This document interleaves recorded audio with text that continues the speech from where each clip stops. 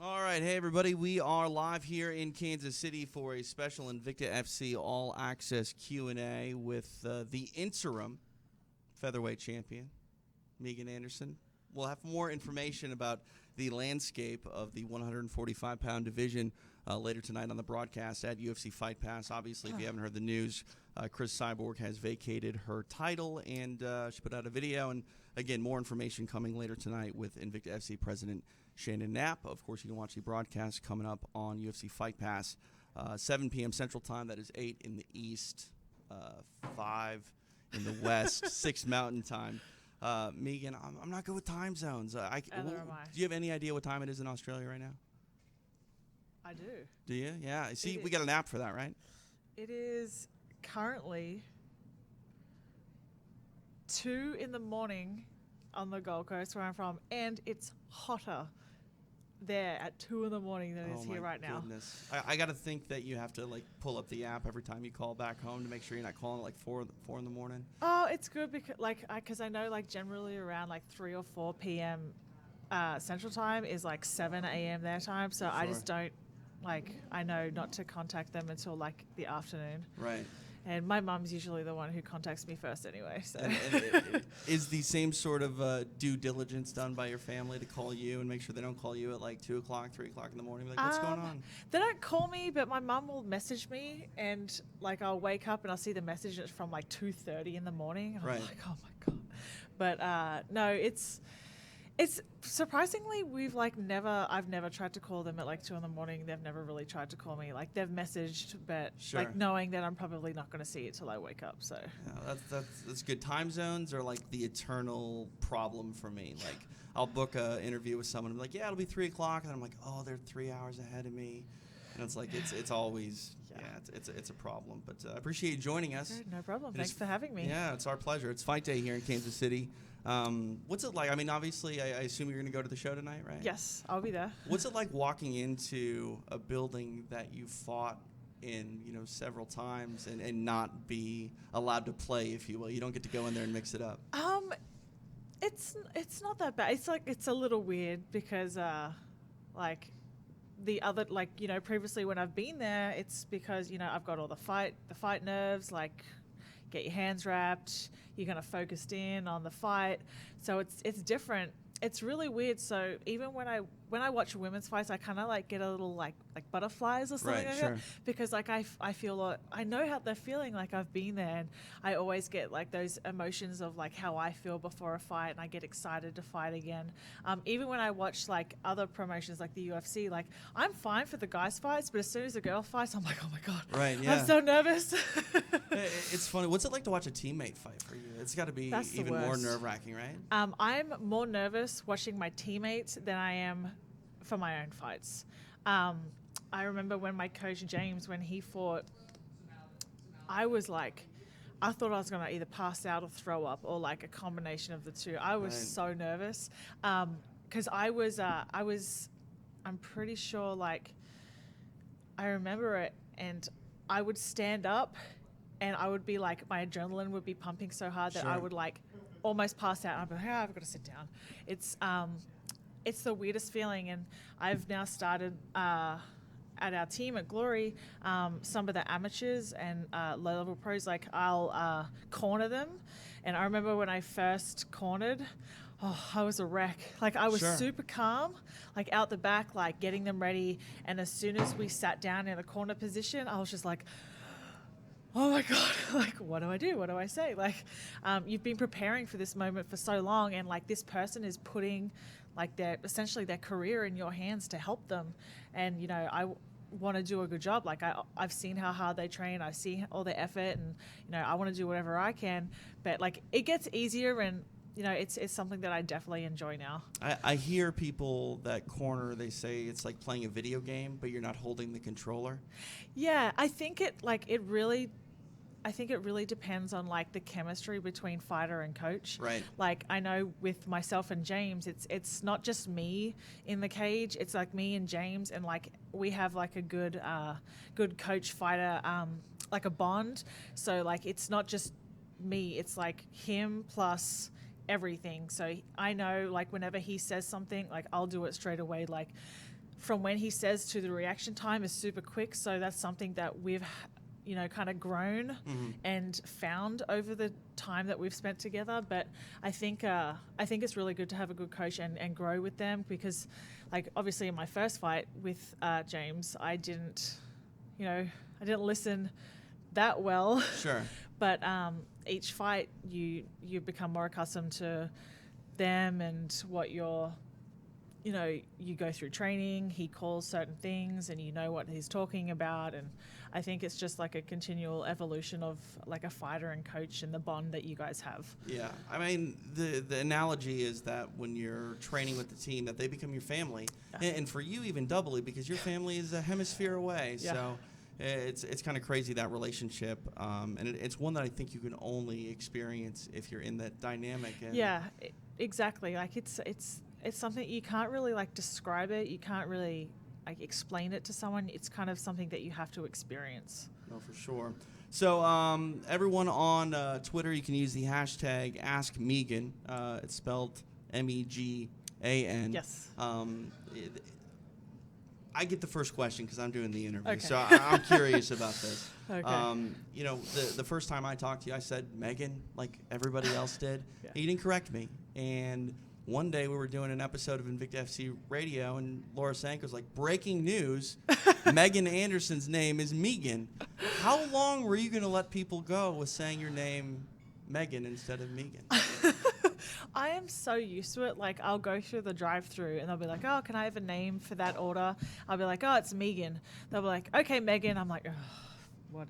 Like, it's like too much effort correcting people. Right. And particularly when the accent doesn't help.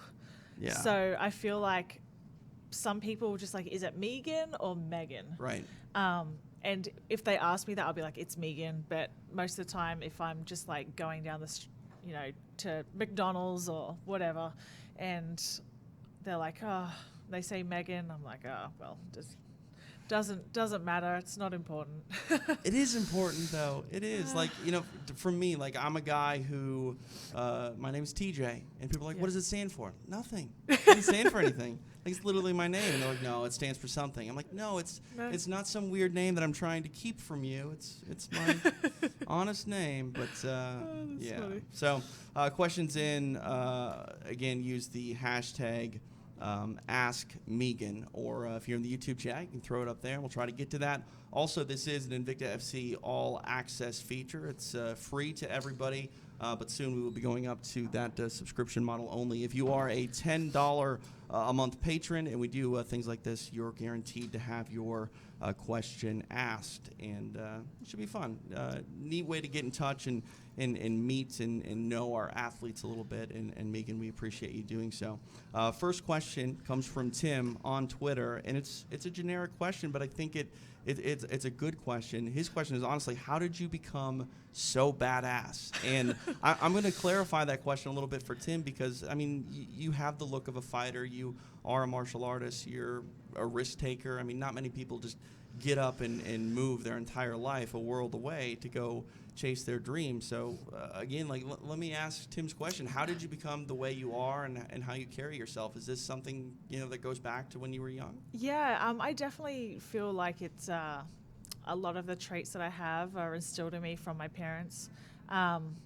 We're a very, like, hardworking family, and nothing was ever given to us. We always had to work hard, and, that kind of mentality that you need to work hard for everything you get, it's kind of instilled in me. And I've always been an extremely independent person, even as a child.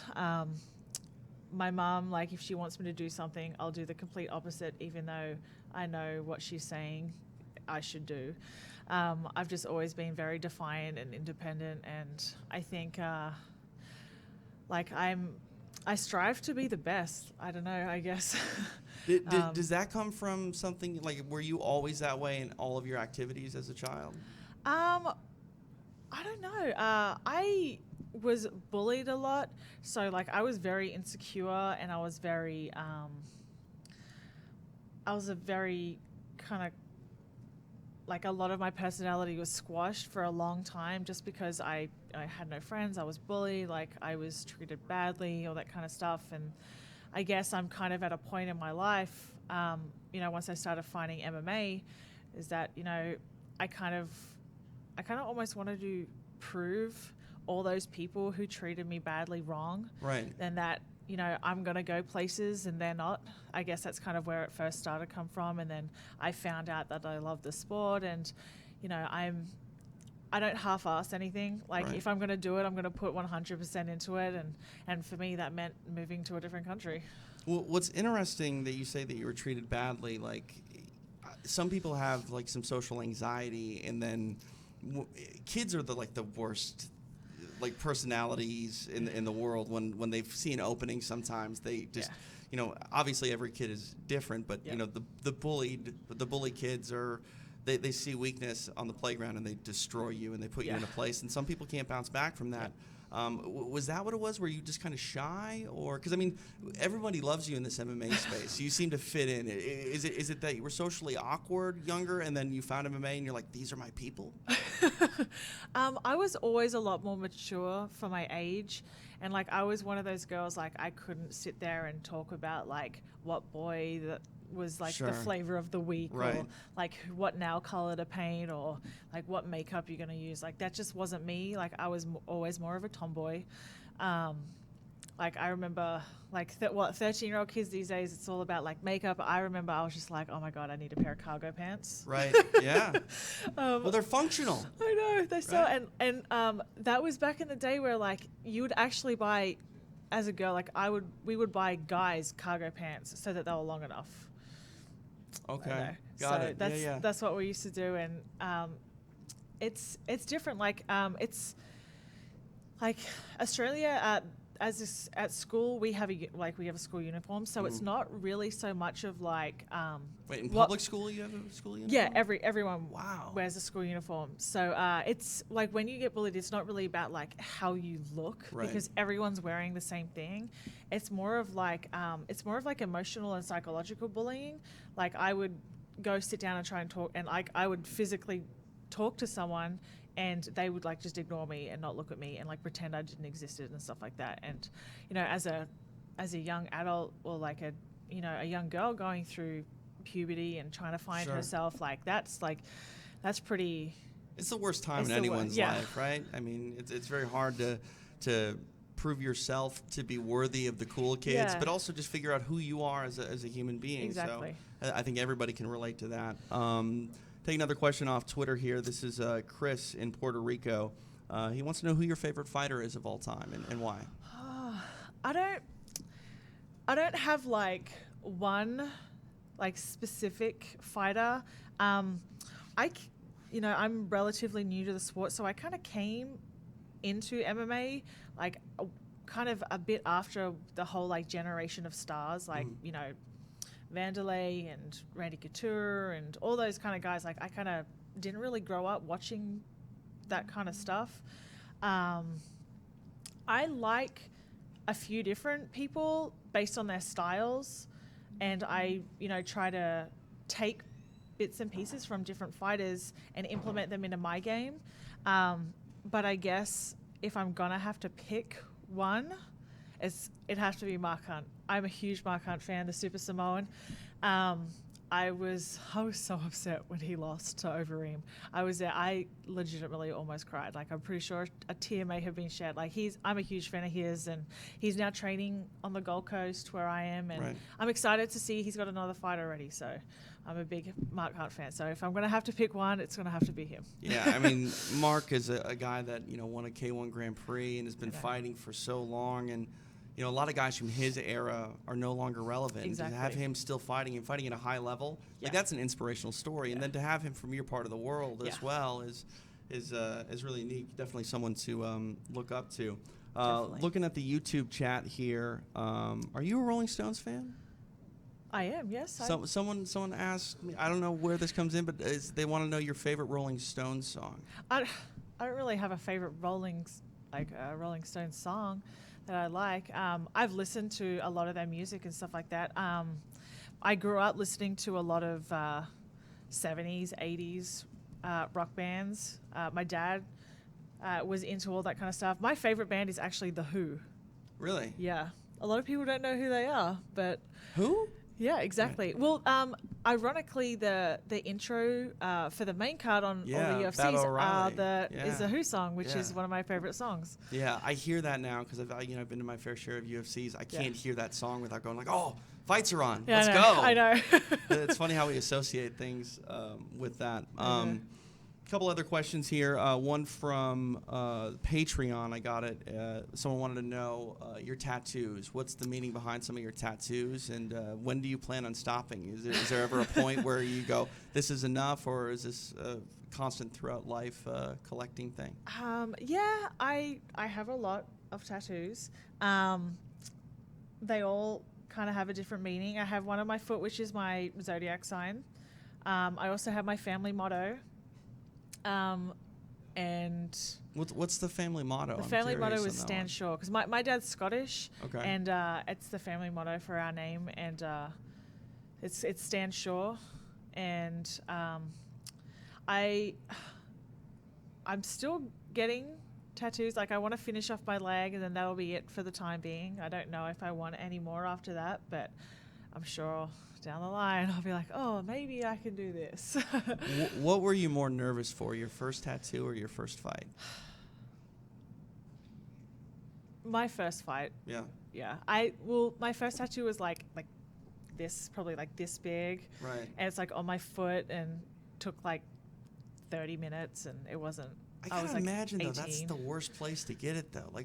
Well, annoyingly, that was the very first tattoo I got done, and like it didn't hurt at all. So when I went to start my leg sleeve on the other leg, I got my whole foot done. I was like, oh, well, like the last time, like it didn't hurt at all. Sure. I'll be fine. It was the worst 2 hours from start to finish of my life. Like Really? my palms were sweating the whole time. It was the worst pain I've ever felt. I can imagine. From like the first line, it kind of scarred me a little bit. After that, I was like, okay, let's have a break. Right, yeah. Like, let's not do anything for a little bit. Right, sure. Another question on Twitter. This is from JD. He wants to know how important is music in your training, and what album did you last listen to? I don't really so when we train like at the gym, usually like James or someone will just put a random like playlist on or something like that. So I don't really listen to music except when I run, but it's not really music. I listen to motivational speeches. Oh, wow. Which is kind of weird, but I don't ever do like the boring ones. I always like the uplifting ones, the empowering ones, that kind of stuff, the ones that kind of get you hyped up. Right. I always like to listen to them when I'm running, also because I hate running, and if I can pass the 30 minutes in a better way, Sure. I'm going to do that. But I'll listen to the music to and from the gym and stuff like that. I just listen to like Spotify playlists. I'm big into like the radio stations on Spotify Sure. at the moment. Like I'll listen to like Of Monsters and Men radio station or Imagine Dragons or something Sure. like that. So it's whatever. Sounds and if like it sounds good. It sounds like you're mostly like an alternative Yeah. rock kind of person. I get Yeah, that. definitely. You like Jet? I got to ask about Australian yep. bands. Yeah. Spiderbait? Yep. I don't know any more Australian bands. You're like, AC/DC, and I'm out. Yeah. I like a lot of that stuff. I really, really like Jet. When they first came out with that Yep. first record that I think really kind of swept the States, I think it was called Get Born. Really, Yep. really great record. All right, the interim featherweight champion, Megan Anderson, joining us here on this Invicta FC All Access. Again, you can get your questions in on Twitter. Use the hashtag AskMegan, or if you're in the YouTube chat, throw them up right there. Jess on Twitter asked, who was your role model growing up? And was it a celebrity? Was it a family member? Wow. I don't really have a role model. I guess I've always kind of danced to the beat of my own drum and made my own decisions. And I'm a person that I've had to learn the hard way by making a lot of mistakes, and I've made a lot of mistakes as I'm sure we all have at some point. And like I never really, that's why I'm like maybe I did have a role model, but like I never really did. I always respected my parents and stuff like that, but I never really looked up to anyone. I kind of just did my own thing, and like I never wanted to be somebody else, or Sure. you know, I just kind of, I guess that's what made me different to most people, and what made me, you know, kind of a little bit more mature, because I was, wow, that sounded really American. Oh my God. Well, I mean, I, you've like, been here rolled for my R. you've been here for a while, yeah. Yeah. I was that's like, all right. slap yourself, Megan. What's wrong with being American, Megan? We want you to be one of us.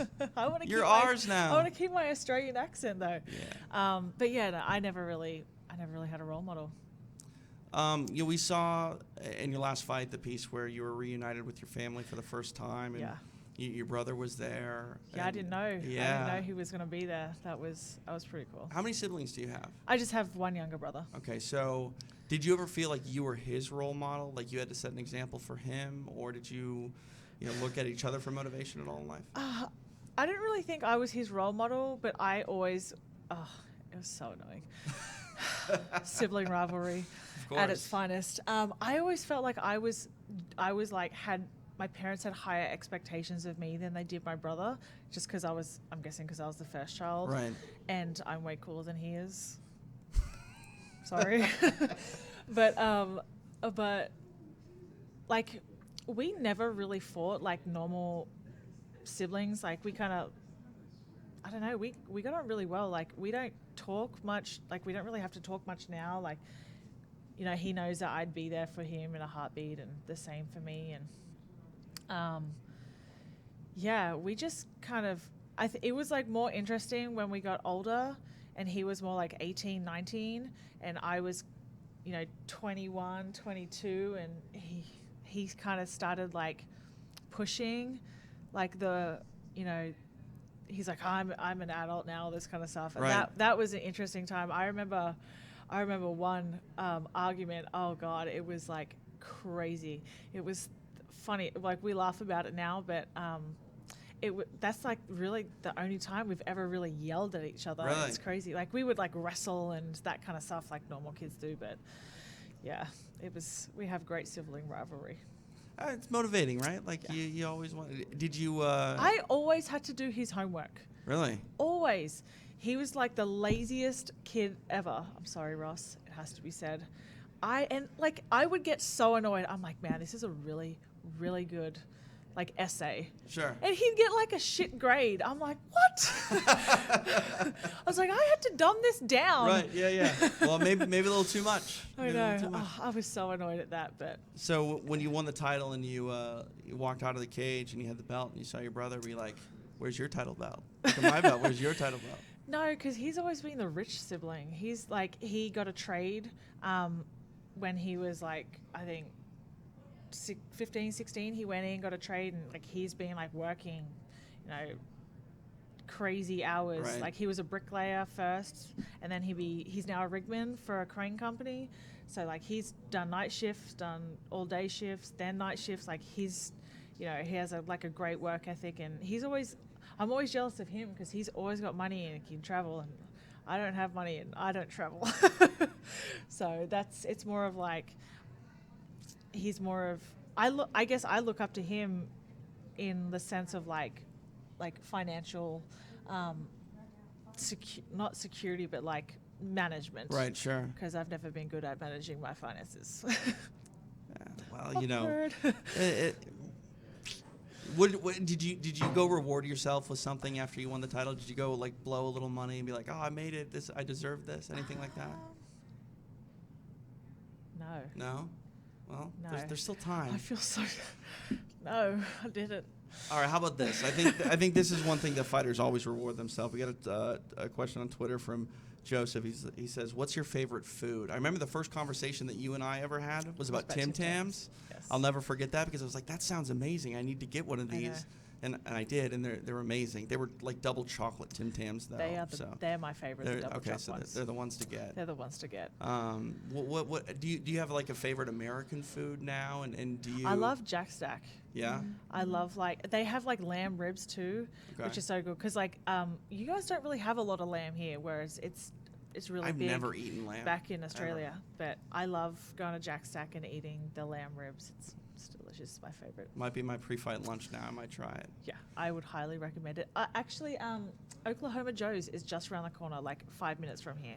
So You realize, like, this is the mecca for barbecue, I know. though, right? Like, if you get away from Kansas City, it's... How much have you traveled? I know you went to Denver, I think, for a little while. yeah, so haven't really traveled. I've been to Costa Mesa for Right. Invicta. Sure.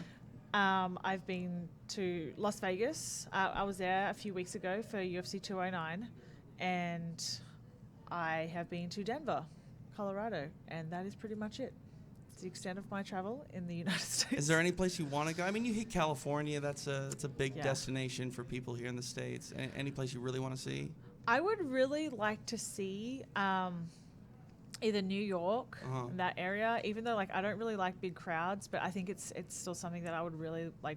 I have to see it and experience it and the culture. And I would actually really love to go do like New Orleans, like Louisiana, Alabama, that kind of thing. Because like when we, like it's like the South, you have the Cajun food and all that kind of stuff. So I would love to go and visit those kind of places, like the old colonial. What is it, North Carolina and all that kind Sure, of stuff. I yeah, think that'd yeah. be cool. Yeah, I mean, the history of anywhere is really Yeah. neat, and if you can go explore that, it's something to check out for sure. Question in the YouTube chat from the Executioner, who says he's one of your biggest supporters, but he's curious, has there ever been a moment in time where you were honestly afraid of another fighter or intimidated by either an opponent or someone in the gym or anything like that? I've never been afraid of an opponent or any fighter. Like I respect that, I respect them, Mm-hmm. but like I've never ever been afraid or scared of anyone. Like, I don't know, like, I guess I have. You can't, though. I mean, like, when I talk to fighters, like, the mentality of a fighter, you need to feel unstoppable. Yeah. Even if the odds are stacked against Oh, you. exactly. If you don't believe in yourself, nothing good is going to come from that. So, Exactly. And I've gotten that a lot lately. I've got a lot of, oh, you're scared, all this kind of stuff. I'm not scared of anyone, Sure. and I've never been scared of anyone. I think people just don't understand how things work on behind the scenes, and that doesn't mean that people are scared. Like if a fight is offered to me, I've never backed down. Right. But you can't say yes to a fight if it's never been offered. Sure. So And I think that sometimes people don't understand the difference between respect Yep. and fear, and, Yep. and just because you respect someone doesn't mean that you're afraid to fight Yeah, them. And, exactly. Martial arts is a respect game. It's all about, Yeah. earning respect and sometimes Exactly. taking respect in the cage. And definitely something that I think people don't quite understand on the outside looking in. It's different because, I mean, that's the thing, too, is like your opponents in a roundabout way are also your coworkers. You're in the Yeah. same places. Exactly. And we're all trying to build the sport. right. Especially women's MMA, and Exactly. most specifically the weight class that you're in. Now that there's a UFC title, I mean, 145 has been, a focal point for a long time in women's MMA. But they were Yep. like, oh, there's two people, there's one Yeah. person, that's it. And like as much as you're competing against one another, you're still sort of all propping Yeah. one another up as Exactly. well. Like essentially, we're all on the same team. We're all trying to achieve the same thing. Like we're all trying to get to the UFC. We're all trying to get there, and the only way to do that is if we kind of stick together. And instead of tearing everybody down, like we're all just like, look, we're all going to fight each other eventually. Let's all like, start promoting 145s and be like, hey, UFC, like let's start signing some featherweights. right. Like let's all get together, and not actually get together because I feel like that would be a little awkward, but since most of us has fought, but like it's a way to do it. Like instead of like tearing each other down, let's all band together and put pressure on the organizations that were wanting to introduce the divisions. Sure. Mark on YouTube asks what your Brazilian Jiu-Jitsu rank is, and is there a submission you hit in the gym often, and do you have a favorite? I am a blue belt. Surprisingly, most people think I'm terrible at jiu-jitsu. but I'm not. Are you proud of that blue belt? I mean, I that's a am, big like, accomplishment. It really is. Well, so it was weird. So I trained, when I first started training, I trained at a gym that didn't do gi. So all I did was no gi. So I only got into the gi, I think it was the start of 2015. So I'd already been doing it for like just a bit over 2 years, or maybe just about, I don't know. I've been doing it for like a few years before I got in the gi. So I knew a little bit, but transitioning over to the gi, it was so much different. I remember for at least the first 6 to 12 months, I hated it because like, I was like, man, like they can grab onto me. Right. Like this is so annoying. Like get off me. People were choking you with your own gi, weren't they? Yeah, they would wrap my the belt worst. around me. I was like, come on, guys. It's already demoralizing enough. Right. But I actually really love it now. I train in the gi minimum 4 times a week. And like that, when I got my blue belt, like it was really important for me because it really kind of showed the evolution. Like when I first came here, like, you know, I'd been doing the gi for, you know, 10 months. But I had prior knowledge, but it was refining all that, like breaking everything down and kind of tightening everything up. And instead of being defensive, like turning around and being more offensive. So it's definitely something that I'm proud of, and I'm wanting to keep progressing up the ranks, and hopefully like one day I'll get a stripe. Right. But it's great because there's always something to learn. There's always something new, and the game is always evolving, and you kind of have to evolve with it. Sure. I mean, the evolution of Brazilian Jiu-Jitsu is a journey in itself. And, you know, I see your shirt is purple. You obviously like purple, so you'll work your way up to a purple belt, right? Exactly. And then brown and then black. So Exactly. got a Twitter question. They want to know how you got into fighting, and was it a mixed martial arts bout that you saw that was like, oh, maybe I can go do that? So I always wanted to do boxing. Mm-hmm. And I would always go to fight nights with my friends, boxing fight nights. So what I did is we went and picked up tickets for a local MMA event. And back then I would just train at the gym like a few days a week. And I went and picked up tickets from a coach who owned a promotion. And he was just like, oh, do you train? I was like, no, I just go to the gym. I said, but like, I'm really interested in boxing. It's something I'm wanting to trial. And he was like, okay, well, like, before you choose boxing, come in, have a try, see if you like it. And I didn't at first, and I didn't actually end up going to that fight night. So I ended up having to go to a friend's birthday party that was on the same night. And I ended up getting my drink spiked, and I ended up in hospital, and it kind of freaked me out. Like, Sure. Nothing happened, thankfully. But it kind of freaked me out. I was like, even if I just do this for self-defense purposes, like I knew if I was going to do it and I liked it, I would compete down the line. Right. But primarily I was like, okay, I was like really freaked out. That's terrifying. I know, but like I'm kind of glad that it happened because it pushed me into doing it. Otherwise, like I don't think I would have done it. Right. I wouldn't have committed. So I'm glad it happened. And, you know, now I try to impart that kind of knowledge onto other girls who, you know, before they get into this position, so that doesn't happen to them. Yeah, I mean, that's a really life-changing experience to go through, even if, you know, it worked out in the end and you know, moved you towards MMA. Like, that's a life-changing experience. That's terrifying. So on Twitter, again, use the hashtag AskMegan, the interim featherweight champion, kind enough to join us here on Invicta FC All Access. Let's go back to your last fight with Charmaine Sweet. It was a very fun, entertaining fight. She was spinning, throwing everything at you, including the kitchen sink, and you ultimately got it done. Yes. What was that fight like, and the adjustments that you made in between rounds? Like, did it go the way you thought it would? Yeah, It did. I remember watching Charmaine fight when I fought Amanda Bell. I think it was in Costa Mesa in May of 2016. Yeah. I remember seeing her fight Latoya, and we noticed a lot of things that she did, and particularly like her right hand comes down, and it was open for that left high kick.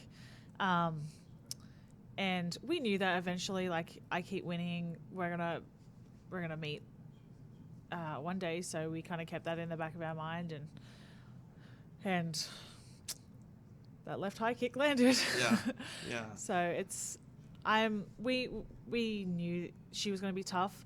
Charmaine is no pushover.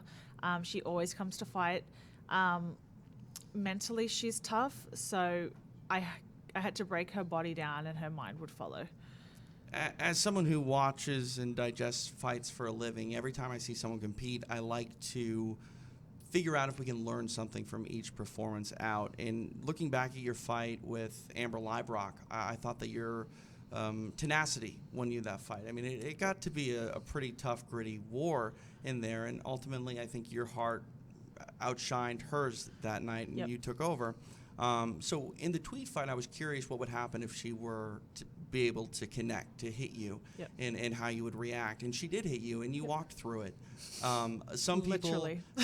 Some people like Literally get on you about that a little bit, going, "Oh, you got hit and you got stopped in your tracks." I don't really think that was the case. No. Do you listen to that criticism at all? And when people critique you, either fairly or unfairly online, how do you deal with that? It drives me insane. Oh my God. I'm like, were you me in that cage? Right. No, like, you don't know how it felt. Like, yeah, like 100% she hit me hard. Right. But not once was I ever rocked. Not once was I ever hurt. Right.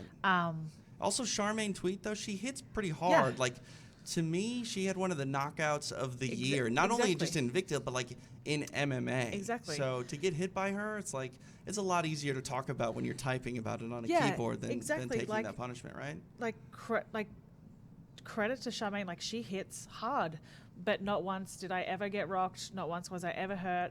I think the shot that people are talking about is when she like landed straight on my nose. Yeah. And everyone knows, like, who was in the sport and who has fought, like, you get hit straight on the nose, like, it's not pleasant. Yeah. Like, I remember I was like, oh my God, that hurt.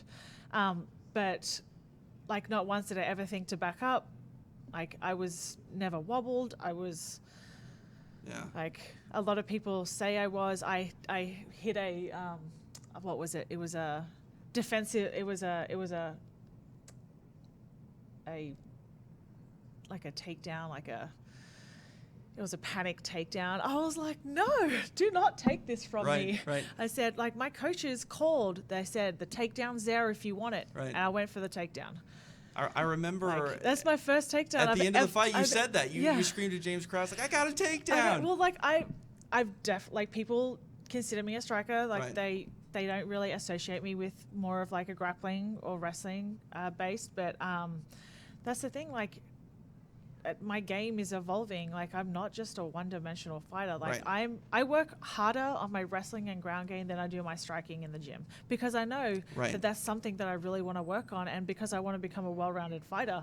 But like, it's kind of insulting for people to say that, oh, it was a panic takedown. I'm like, no, like, I legitimately got, like, I fought for that takedown because my coaches called that it was there. Right. That's the first takedown I've ever, like, attempted in any of my fights. 100% takedowns. I'm one for one. Right, yeah. If they put out the video game, you've got 100% takedowns. I know. I'm good. I'm one and done. There you go. 100%. Looking at that fight with Charmaine, you talk about being well-rounded. You got that takedown. You say you drill it all the time, takedowns. I mean, when you look at the world's best fighters, especially fighters that come from that one base, like wrestlers, all they seem to do in the gym is strike and work on adding submissions. And strikers, a lot of them just work on wrestling, and that's really good. And I'm curious, looking at you, like you train with a very good, well-rounded team. Like, people look at you as a striker, but, I mean, when you describe your discipline, would you say you're a mixed martial artist, or would you still say that you're a striker? I would say I'm a mixed martial artist. People don't see what happens in the gym. And me and my coaches know what happens in the gym. And yes, I'm in my fights, it has been predominantly striking based, but I feel like that's just because the level of my striking has been above the competition at this point in time, and I'm gonna continue to make sure it's that way. Like, I'm gonna continuously evolve and continually grow, and I think I haven't had to take it to the ground, and it's something that I know that I have, and if I want to take someone down, like I know it's there, but I haven't needed to. Sure. At this point in time. Well, I think when it comes to the tools of mixed martial arts, you're always supposed to go with the least path of resistance. Like, play your game, and if you're the better striker, you strike. If you feel that you're a better takedown artist and you can control the pace there, that's what you do. A lot of questions on YouTube asking your thoughts about Jermaine Durandamy and Holly Holm. It was an interesting fight. Yes. Jermaine had some strikes after the bell. It looks like Holly's appealing. We'll see how that shakes out. What were your thoughts on that bout, and how did you sort of digest it?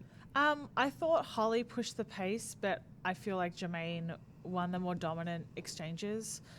So I can see why she won. I'm pretty sure Holly's appeal got denied. Okay. So the decision hasn't been overturned.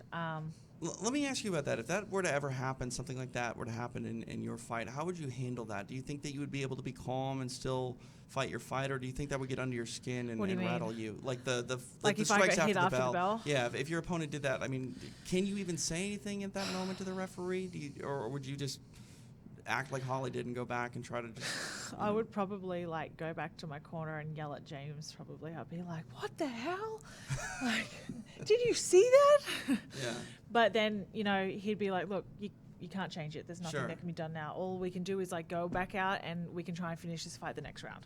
In that situation, when the fight is going on and the bell rings, what do you do? I mean, obviously you're supposed to disengage, but what we've learned is basically defend yourself, obviously, until the referee intervenes. Do you try to think, cognitively, okay, I got to keep defending myself until the referee says time and I break? What's your mindset? Are you aware of your surroundings like that? See, well, I feel like most people, when they hear the 10 seconds, they kind of slow down because they're like, okay, there's only 10 seconds left in the round. We're going to go back to the corner and we'll come out fresh the next round. I do the opposite. I do not stop until the bell goes.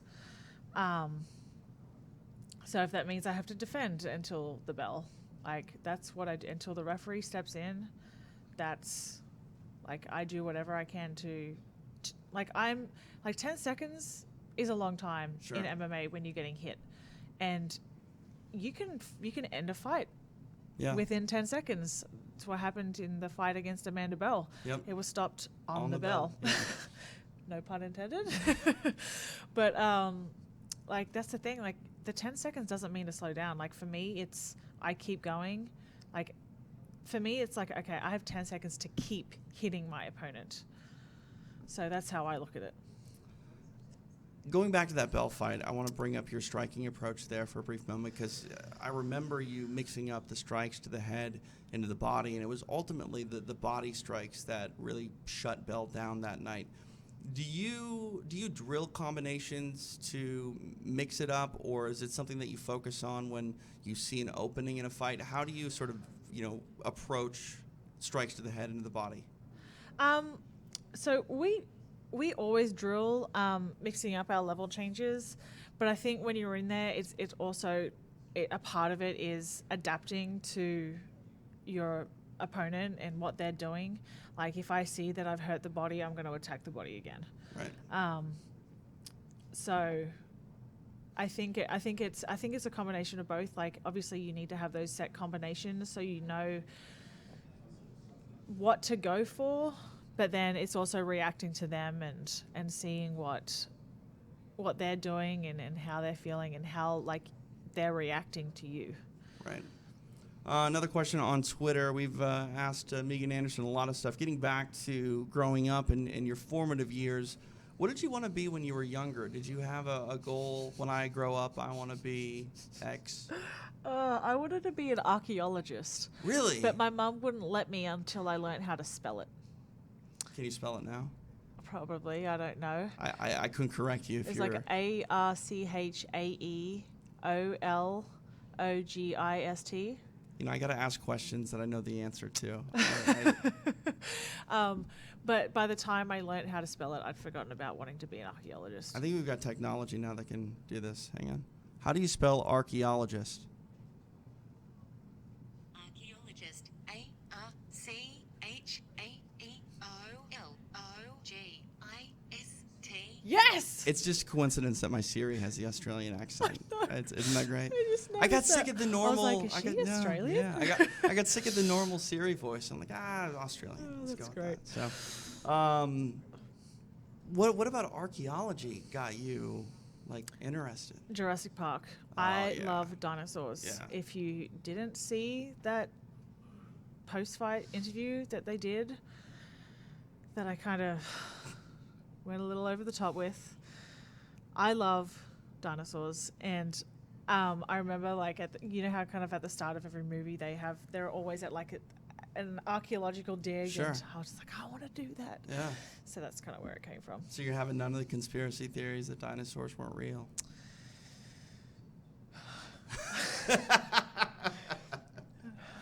We could go some places with this. I feel like they were real. All right. They're real in my heart. There you go. So tonight, I don't know if you're even aware. Has anyone told you that you're gonna make your broadcasting debut tonight? They did yesterday. Yeah. I'm so excited. Yeah. I've always wanted to, well, because like I've always done like fight picks, but I've never actually like commentated a fight Yeah. before.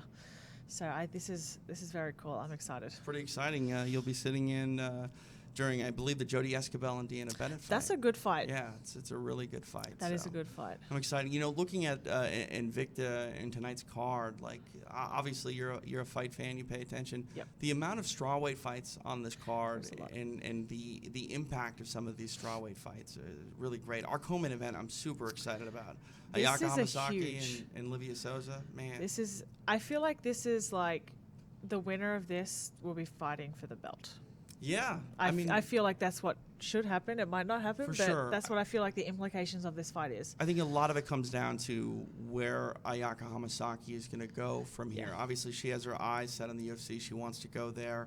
But she's also the best atomweight in the world. I mean, the Yeah. number one 105-pounder in the world. And, you know, I if she think, does I think stay, maybe where she's does she seen fight? like Yeah. Michelle Waterson went up to 115 and she's been Right. successful. So I think maybe she feels like she can do the same. Sure. But 10 pounds, too, that's a lot of weight when know. you're fighting at 105 pounds. It's like 10% of your body weight. I So know. it's pretty crazy. Literally and, is, I'm super excited for tonight's fight.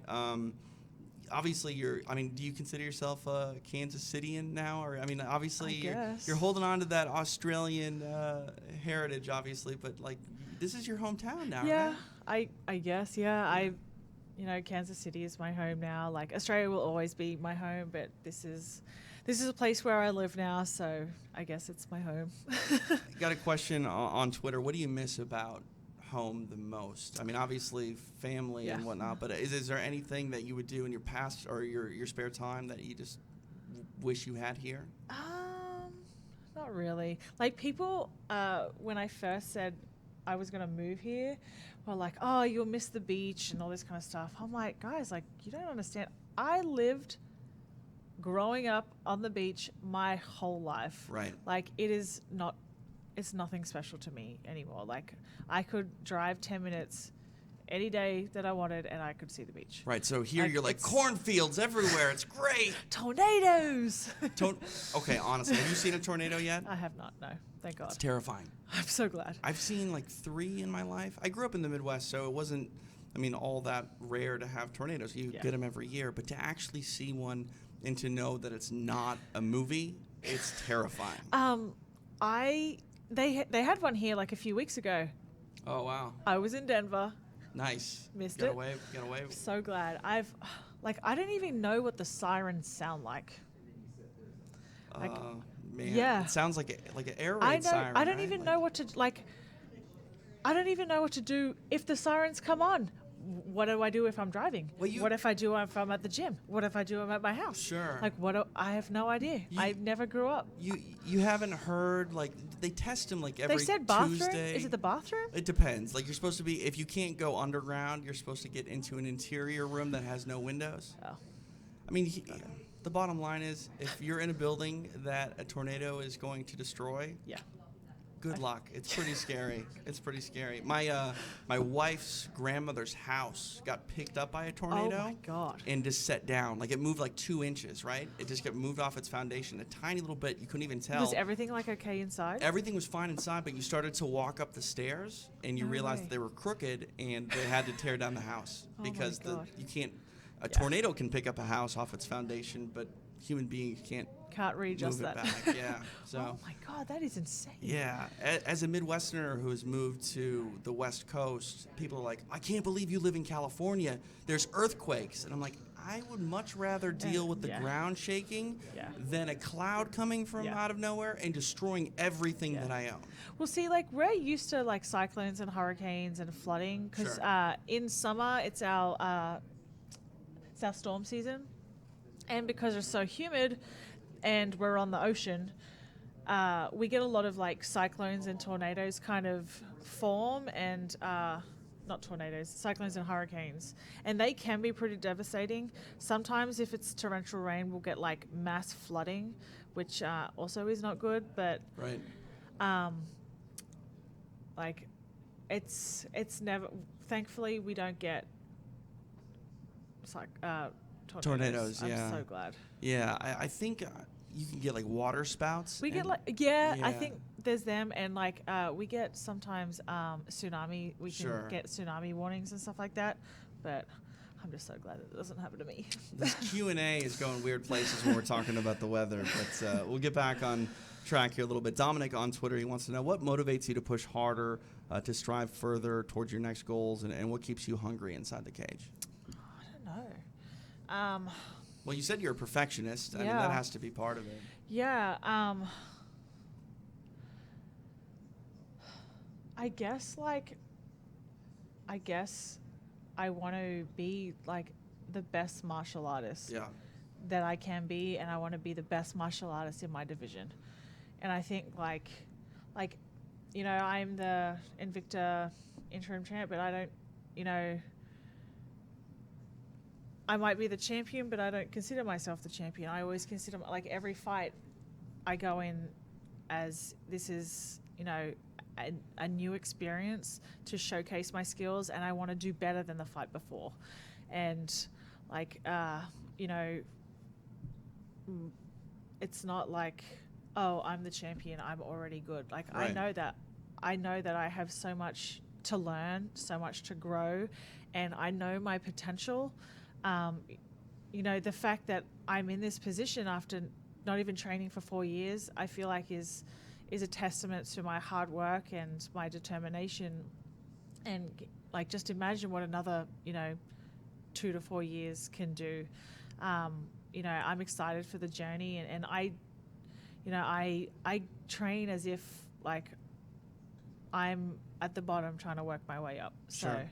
like, I don't ever consider myself above people. Like, I know my capabilities, I know my strengths, I know what I'm capable of, and I'm confident in my coaching, my training, and I know where I can go in this sport.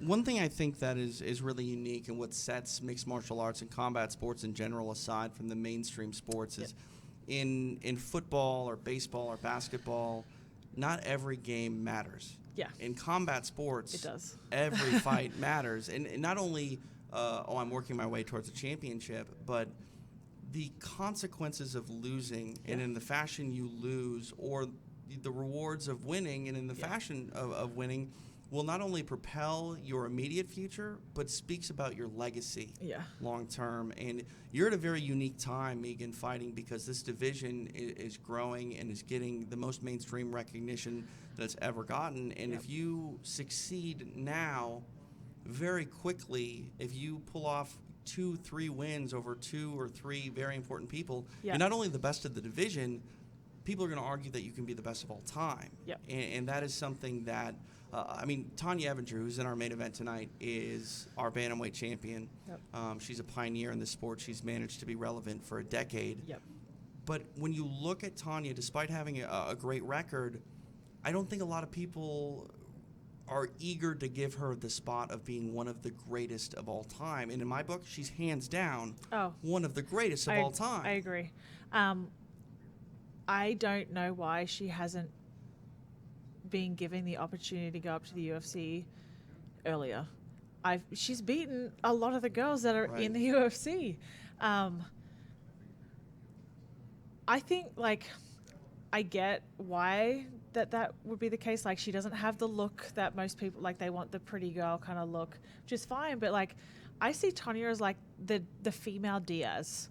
People love that. Yeah. People love that stuff. But people need that kind of, not the typical, girly girl, Paige Van Zandt lookalike. She's not for everyone. Right. Exactly like Tanya isn't for everyone. But you need to have the Tanya there. Right. And I feel like she deserves to be there. We were talking earlier about mixed martial arts being a way to express yourself, and mixed martial arts is made up of people, and there are all sorts of people. There are different types of people, and fans gravitate towards people that they can relate to. Exactly, that sort of represent themselves. Like when people watch fights, I think they're vicariously living through the opponent 100%. or the contenders. And for Tanya Evinger, while she may not be the cookie cutter, poster child for MMA, there's a lot of people that can relate to her. For sure. And that underdog, Exactly. Yeah. I mean, her path has been a unique one, but everyone has different paths in life. And when I see Tanya, you mentioned the Diaz qualities to her. She just does not give a shit. No. And I love that about her. And I think it's it's crazy that she, the fact that she isn't in the UFC yet someone she's beaten just got recently signed to the UFC is bullshit. But unfortunately, it is what it is, and I hope that she pulls away with the win tomorrow, and I feel like she deserves to take that next step up. One thing that I think is interesting about Tanya too is lately in her career, she's very satisfied with whatever she has. Obviously, she still has goals, and she wants to go on and be considered the greatest of all time. Yep. But she has said it before that if Invicta is it, this is all I do for the rest of my career, I'm good with that. Yep. And I think that's a testament to this promotion because Invicta, every place in the world in mixed martial arts has good qualities and maybe not necessarily bad qualities, but less than ideal for who you are as a fighter and as a person sometimes. Yeah. And for Tanya Evinger, Invicta allows her really to be herself. And if nothing else, I think that we're starting to see the side of Tanya that maybe wasn't as visible prior to her signing here, and that if she does go on to the UFC, I think a lot of the attention that Tanya has garnered is because that, pardon the pun, but she's been allowed to let her hair down here and be herself. Yeah. And not only have people embraced it, I think they've fallen in love with her. Yeah. And Tanya Evinger, the Tanya Evinger that fought Gina Carano a decade ago, I didn't know who she was really. I knew she was a good wrestler, and I knew she was fighting a really good striker, and she lost, and that was it. And she had a few more fights. I was like, oh, Tanya Evinger. Yeah. But the Tanya Evinger, the bantamweight champion here at Invicta, is completely different. I want to know what she has to say about anything. Yeah. I want to watch her fight everyone. Yeah. And I don't know if that was the case, and maybe I'm giving Invicta a lot of credit with that. But when you sign with Invicta, look at the weigh-ins alone. Yeah. They're a show. Look at the media days that we do. We let everyone just sit down and be themselves. And that's what I love about Invicta, because everyone has a different personality and everyone has a story to tell, and Invicta lets you tell that story. And I think that's really important, particularly for the younger girls, the newer girls who are coming through who aren't, widely known, and that's how you get fans, by telling your story. And I think that Invicta is like an amazing platform to do that. And, you know, you got to thank the team at Invicta for being like that, for not wanting to be like the cut up, oh, just pose like this and just say this. Like they let us kind of have creative thought and just be ourselves instead of like this cardboard of what you should be. Right. And I think that is important, because if you don't know who is fighting, why they're fighting, in their past and in their goals, why even pay attention? Like, yes, Exactly. combat sports is fun and exciting, and you know, some people are drawn to the aggressive nature to it, the violence factor. But the bottom line is, it is art. It is poetry in motion, and when you can invest yourself in the personalities that make up a roster, even the quote-unquote, you know, mid-card fights are really intriguing and really interesting. Going back to the first time I met you, you were wearing a Captain America shirt. I was, yeah. Do you have like a love for Captain America, or is that just like you like the logo? I'm curious. I'm a big Marvel fan. I'm so excited. The new Justice League trailer came out today. I'm super excited to see that. So I like superheroes. So who's your favorite? I'm gonna have to say. This is tough. Yeah. Damn it. I like the Hulk personally. I'm gonna say it's gonna have to be between like Superman. And the Hulk. Yeah. Like maybe I can have one for DC, one for Marvel. You're allowed as many as you'd like. Yay. Yeah. I got my son like this Infinity game. You get to put like these little action figures on and you run around. I had to go out and buy the Hulk. I mean, I had to buy the Hulk for him because he likes video games. For him. Right, yeah. Thank you for picking up on what I'm saying. Yeah. I really love the new Guardians of the Galaxy movies. Oh, yeah. I'm so excited to see how they tie into the whole like Marvel kind of Cold War kind of thing going on. So I'm super excited to see how that turns out. Chris Pratt is so funny. He's a unique person. You know, he's a unique actor, and there's many layers to him, I think. Yeah. You know, he's not just the dude that was on Parks and Rec. Yeah. You know what I mean? So the thing that I like, too, about the superhero films is you can just relaunch the world almost whenever you want to. Yeah. You know what I mean? How many, like, different universes are there for Batman, you know? This is true. So, I don't like... I definitely wish that Christian Bale was still Batman. Really? A lot of people will probably hate me for that. See? I really don't like... Michael Keaton was the best Batman. I'm Batman. My favorite one was actually... I think was it George Clooney who where Robin was first, it was like Batman Forever or something like that, when Robin was first like introduced. 1996, 97. That's actually my favorite one. Yeah. Like that one, and then I think it was the next one where they had Alicia Silverstone in and Poison Ivy. Oh yeah. And Arnold Schwarzenegger as Mr. Freeze. Yeah. That's who's your favorite Batman bad guy? Bane. What's his name? The recent one from Batman Returns or whatever it is. Dark Knight Returns, is that it? I don't know. It's like not the Heath Ledger one. It's the one after that. Yeah. With Bane. What's the actor's name? I don't know. Oh, Tom Hardy. That's it. Right. Got it. Good for you. I'm a big Tom Hardy fan. I loved him in that Warriors movie, and he's in that. Have you ever seen that Bronson? No. It's like he plays like Britain's biggest, like, worst criminal, and it's hilarious. He's so funny. All right, we're going to close out here. Final question, and it's going to be a good one.